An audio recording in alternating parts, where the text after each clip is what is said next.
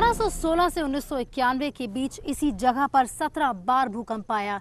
कई विदेशी वैज्ञानिकों ने भी इस जगह को बांध बनाने के लिए काफी असुरक्षित पाया, लेकिन जब भारतीय सरकार ने यहां पर जांच करवाई तो जांच अधिकारियों को यहां पर ये बांध बिल्कुल सुरक्षित लगा। इंडिया अब्रॉड में सबसे पहले बात भारत और रूस के रक्षा संबंधों की और मुलाकात एक ऐसे भारतीय पायलट से जिसने अमेरिकी जहाज F-16 उड़ाया है। क्षेत्र में गए तो सबसे बड़े योद्धा और द्वारिकाधीश बने तो सबसे अच्छे राजा, इसलिए नृत्य करने वाला और माखन खाने वाला कृष्ण द्वारिकाधीश होता है। क्या आपको प्रेरणा देते हैं सबसे अच्छा नेता बनने की?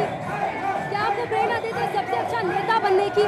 मुझे तो सबसे ज्यादा कृष्ण, मैं केवल कृष्ण की पूजा करती हूँ। समय से बात करी थी सुषमा स्वराज और कृष्ण भक्ति में, वो भी लेना है। मैं अपने कैमरामैन से बोलूंगी कि कुछ शॉट्स दिखाएं आपको और क्या माहौल है पीछे।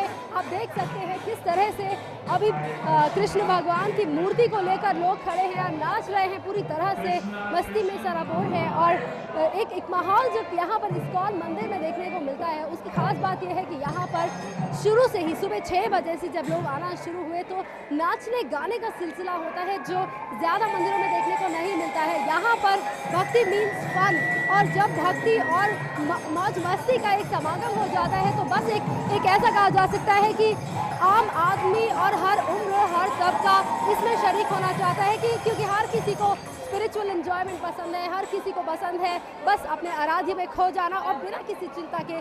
आज जैसे जन्माष्टमी का उत्सव है, हम देख रहे हैं यहाँ पर बहुत ज़्यादा खूबसूरत नज़ारा है।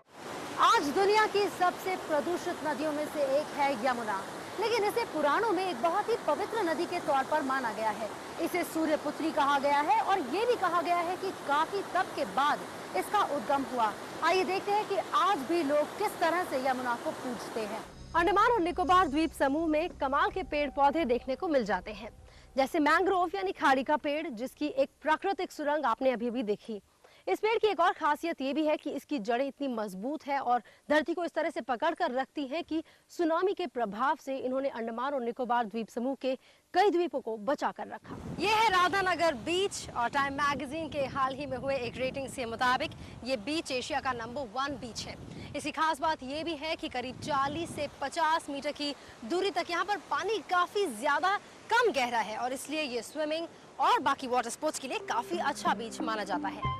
दलाई लामा के 70वें जन्मदिन का मौका राजनीतिक सवालों से अछूता नहीं रहा, लेकिन इन सभी सवालों का उन्होंने एक ही जवाब दिया कि तिब्बतियों को अभी काफी लंबे समय तक सब्र करना पड़ सकता है। कैमरामैन आलोक सक्सेना के साथ रिचा खंडेलवाल, सहारा न्यूज ब्यूरो, मैक्लोडगंज, धर्मशाला। इंडिया अब्रॉड के इस अंडमान और निकोबार स्पेशल एपिसोड में फिलहाल वक्त है एक ब्रेक का। ब्रेक के बाद इन द्वीपों को और करीब से जानेंगे।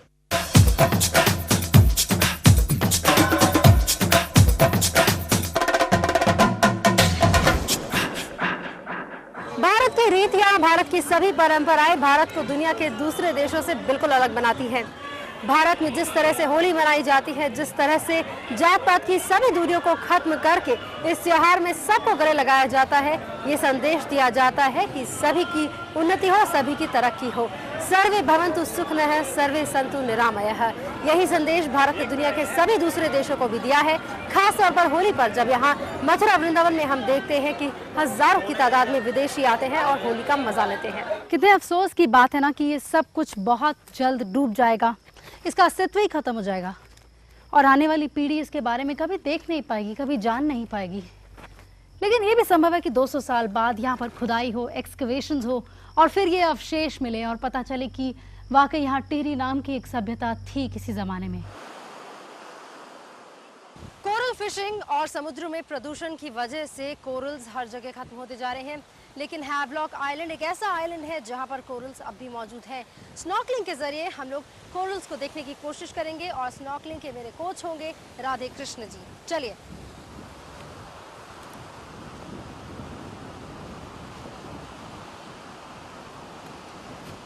वक्त है एक ब्रेक का। ब्रेक के बाद नजर डालेंगे पारसी संस्कृति के अलग अलग रंगों पर। 1815 में राजा सुदर्शन शाह को ये जगह इतनी पसंद आई कि उसने यहाँ अपनी राजधानी बनाने का फैसला किया। लेकिन उस वक्त यहाँ गोरखों का कब्जा था, तो सुदर्शन शाह ने ईस्ट इंडिया कंपनी के साथ मिलकर गोरखों को खदेड़ दिया और फिर इस जगह को दोबारा से एक नया रूप दिया। तो ये था इंडिया अब्रॉड का होली स्पेशल ब्रिज भूमि से। आपको कैसा लगा हमें जरूर फीडबैक भेजिएगा इंडिया अब्रॉड @sahara.com पर। हम आपसे मिलेंगे अगले हफ्ते कुछ और अंतर्राष्ट्रीय खबरों के साथ। फिलहाल आप सबको हमारी ओर से होली मुबारक। सहारा। आज वर्ल्ड एनवायरनमेंट डे पर हमने यमुना की त्रासदी की बात की, लेकिन देश भर में शायद ही कोई नदी ऐसी हो जिसका ये हर्ष ना हुआ हो।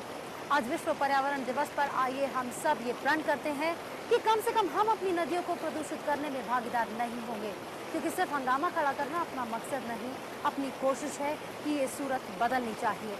सूरत बदलेगी, इसी उम्मीद के साथ हम चलते हैं। नमस्कार।